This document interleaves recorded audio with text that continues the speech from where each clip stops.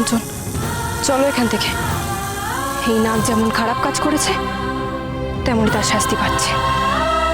চলো। আরেকটা কথা, কি? তোমরা অন্য সবার থেকে আলাদা। তোমাদের মধ্যে যে শুভ শক্তি আছে সেটাকে সব সময় জাগ্রত রাখবে, কারণ এই শুভ শক্তি তোমাদেরকে সত্যের পথে এবং ন্যায়ের পথে চালিত করবে। আমি জানি কাঞ্চন, তুমি কেন দ্বিধায় আছো। আমিও একই দ্বিধায় ভুগছি।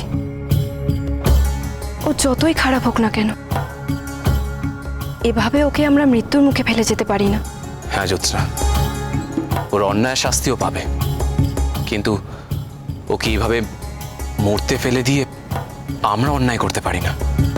সেটা মানুষ হিসেবে ঠিক হবে না। ঠিক বলেছো।